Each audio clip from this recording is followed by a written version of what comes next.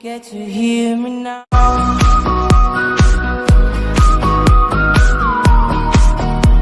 If you get to hear me now. Please, Jonathan, come in. Fascinating, is it not? In the last decade, so many mysteries have been brought to light with our microscopes. The human body, biology's penultimate frontier. The more we explore its boundaries, the less we're able to trace a clear line between life and death. You, my friend, have a foot in both countries. The view must be vertiginous. It's at least as vertiginous as chatting about vampires with you, I would say. This must be all so new to you. This area of town, the hospital, a brand new life. How stimulating it must be. I wish I could share your enthusiasm, Dr. Swansea, but my condition defies scientific categorization. Undead? Unalive? Immortality defies logic. I cannot express my thrill at this serendipitous turn of events. The world's most eminent specialist in blood transfusions, a vampire. One might say a gift from heaven. I'm a dead man. I was murdered. Now I'm a murderer. Tell me how this is a gift. Forgive me. I've been an admirer of your work for a long time, and now you are so much more than a brilliant physician. And please, call me Edgar. Thank you. But I'd rather you didn't speak so lightly about my condition. There is nothing I find amusing about this situation. Very well. I have a task for you, Jonathan. Something that will require all your newfound skills. Please, go on. The Pembroke only survives through the generosity of our benefactors. Unfortunately, our main donor has found herself in a bit of a bind. Now, if you could help her out... A spokesman or politician is what you need. That's not my calling. And until I come to understand what has happened to me, I require discretion. Discretion is in order, Jonathan. Lady Ashbury has recently received rather indelicate correspondence that, if revealed, would jeopardize her position. And you would like me to eradicate this threat? By the stole, of course not. I would just like you to pay her a visit. Her ladyship is certainly near the tents outside, tending the sick. You can't miss her. Look for someone impossibly delicate. Accepted. I'll see what kind of trouble Lady Ashbury is in.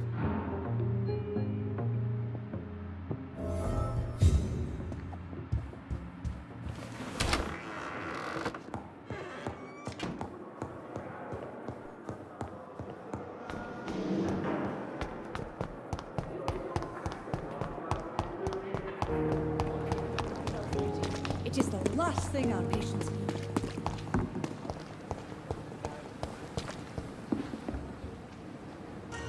The flu took my dear wife, Emily. I take comfort knowing we'll soon be together again. Mr. Rainfield, that's no way to talk. You're in good hands here, and we'll be up again soon enough.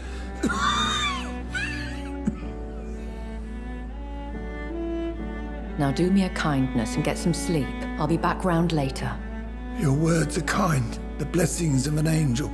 You're the sweet, sweet Lady of Mercy.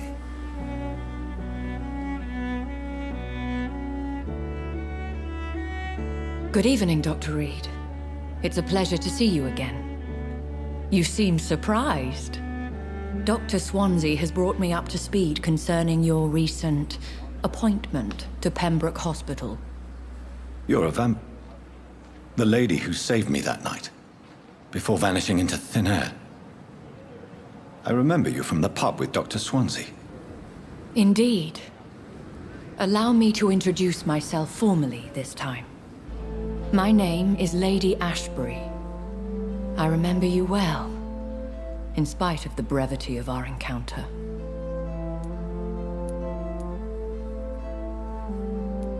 So it seems our Dr. Swansea does indeed have a fascination for creatures of our constitution. Dr. Swansea is a remarkable man. Dedicated, one might say, obstinate? He spent years compiling our bestiary. I hope you're more disposed to answer my questions now. You must have countless questions, but our rather urgent matter first. Swansea has explained. My cover, if you prefer, has been compromised. Have any of the patients given you trouble? These poor souls have so little left to live for. I do my best to ease their pain. The world would be a better place if it were cared for by women like you. You make me blush. I am simply a necessary evil. Pardon my boldness, your ladyship, but I have questions concerning this condition we share. As a newborn, your hunger for answers is rivaled only by your thirst for blood. But the questions need wait. I'm a scientist. My trade is in the deciphering of mysteries, and I need information to feed my mind. I will gladly answer every question you have, but first, prove yourself capable of resolving my predicament without eating the culprit. Dr. Swansea has commissioned me to be your agent in this matter. You could start by explaining what's amiss. These past insufferable weeks, I've been the victim of extortion. I've made a first payment, but the blackmailer grows greedy. I must refuse his most recent demands. What are your expectations? Please be precise. As the newly appointed surgeon of this hospital, you are in an excellent position to ask innocent questions and deftly learn the identity of my blackmailer. Who would be so foolish as to threaten you? A kindred spirit. Even if it were the case, and I highly doubt it, a vampire would have asked for something more valuable than money. My suspicions lean toward a patient or their family. If we're dealing with an ordinary criminal, surely you've the means to deal with it yourself, if I may. As immortal tradition doth dictate, all fangs and hypnotic eyes ablaze, the blood would run like a river. That's what I hope to avoid. Violence has a tendency to spiral out of control. Please continue. Every detail is essential. I'm your man. My embarrassment in this matter is eclipsed only by my shame at having put the hospital at risk. The threat from our anonymous scoundrel is clear. A list of dates. My visits coinciding with the dates of suspicious patient deaths due to massive blood loss. Is it true? Now aren't you the blunt one? Excuse my impertinence, your ladyship. This is not an interrogation. I assure you that this line of questioning is in your best interest. In all honesty, I'm not simply a patron to the hospital. My visits serve a dual purpose. Dr. Swansea has been treating my condition with a revolutionary technique of blood transfusion. It seems you are a specialist in the domain. I'll take care of it. Do you know where I should start? If that was the case, I'd settle the matter myself. You could talk to our local gossip, Harriet Jones. Not a pin drops here without her hearing about it. I'll meet that woman now. My life, as others know, is in your hands, Dr. Reed. I'm sure of your discretion, but I do fear your powers of persuasion will be put to the test. When this is resolved, I'll be your obligé. I'll answer all questions in regards of your condition.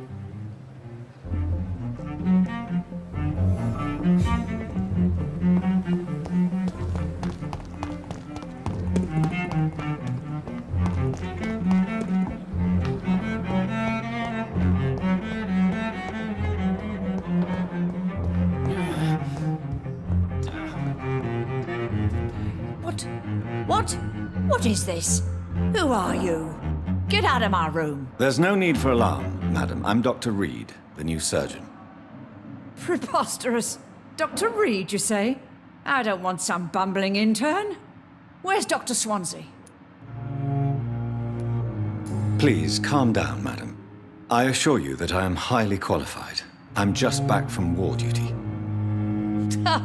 How brave. Threatening an old defenseless woman. You know how long I've been a patient here? You've picked the wrong fight. I'm Harriet Jones. Harriet Jones? Indeed. I've been meaning to have a chat with you. You know what goes on here better than any other patient, I gather. Oh, better than any patient, nurse or doctor. I've seen so many vile undertakings. I heard there have been some despicable goings-on. Was there a case of blackmail? Blackmail? Wait. You're investigating something. This isn't a social call. One of those incompetent cunts slit a poor sod's vein. If I didn't know better, Miss Jones, I'd be inclined to say you enjoy this type of idle gossip. God's honest truth, Doctor. It's just the way it is here. Most of these bitches would let you freeze to death before getting you a blanket. You seem to know more about the goings-on here than anyone else. Beware, Miss Jones, in case suspicion should fall on you. That's it. Blame the old and infirm. I see those little bitches' greedy little eyes. Just waiting for me to pop off they are. I assure you, madam, this is not an investigation into a possible medical error. Debauchery, then?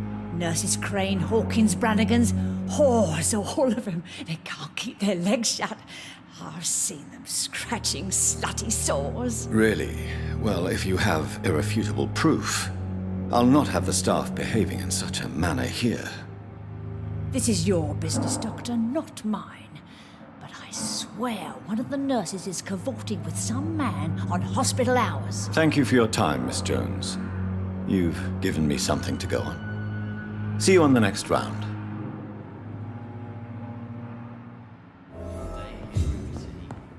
The patients and staff might know something.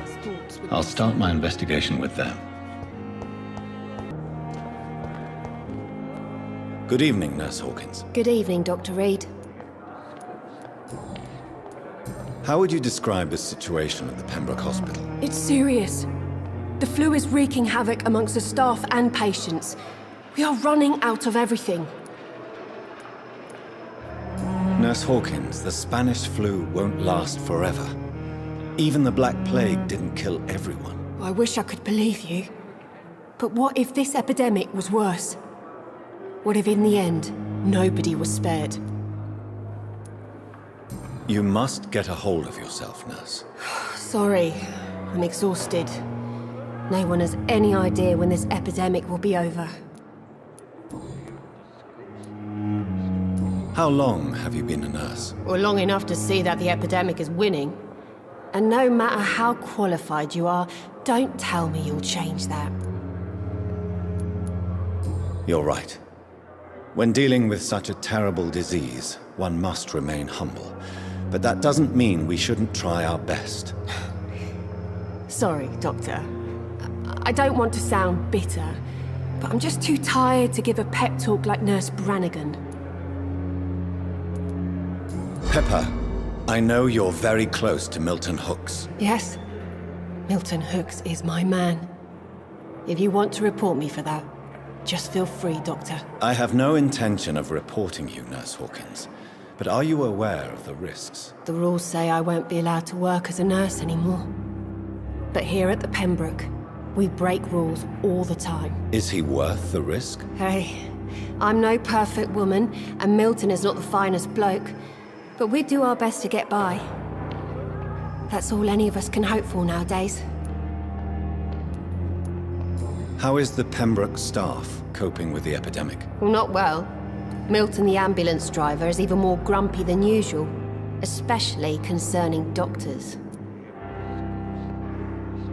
Why is Milton grumpy on a daily basis? Is it just an act? Milton's not the kind of man who's bothered about a bad reputation, whether he deserved it or not. Why does Milton dislike doctors? I don't know. Just ask him. But be warned, Milton is not the chatty type.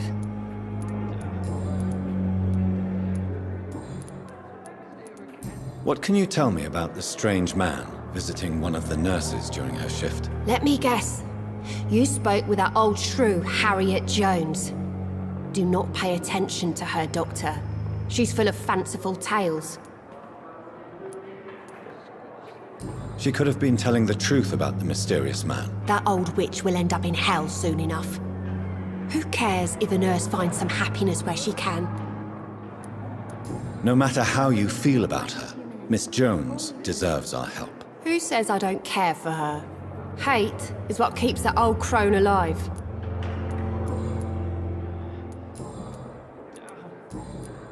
Goodbye, Nurse Hawkins. See you again. Nah, I have to see someone at the hospital. Be careful. You look so bad they may keep you as a patient. Fuck 'em. I don't like hospitals, or doctors. Well then, when you go back to Whitechapel, you may find this useful. What is it? A pass for a free medical exam by the best nurse available. Just read it. I don't read well, but thank you, I guess.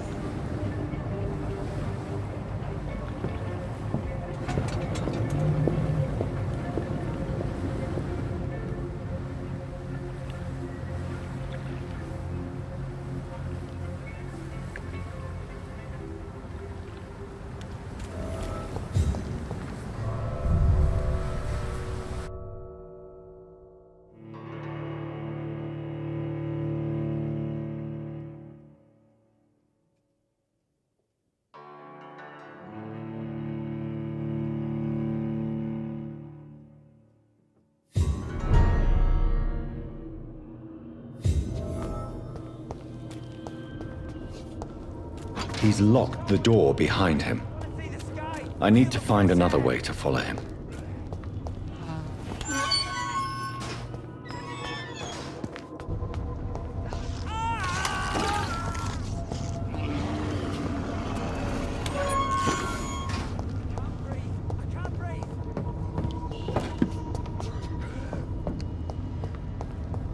This man has been savagely attacked and dragged to the floor.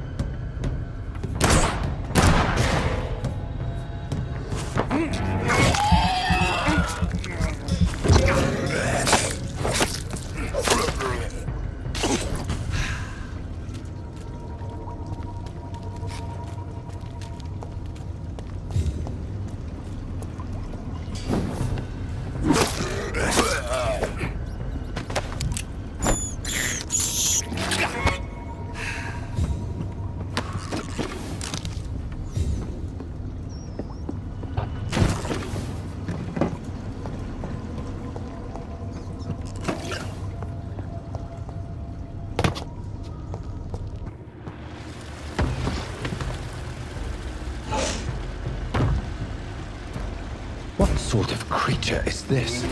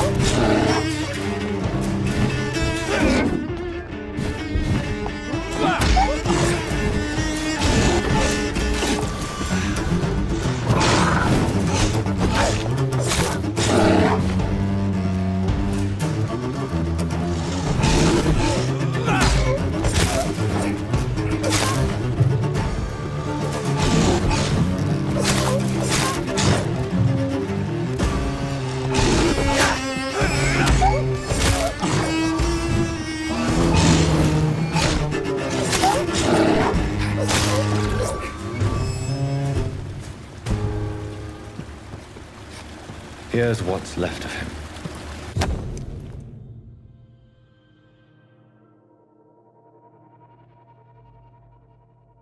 Some voucher for a free checkup in Whitechapel. What is Nurse Crane up to? I really must find her.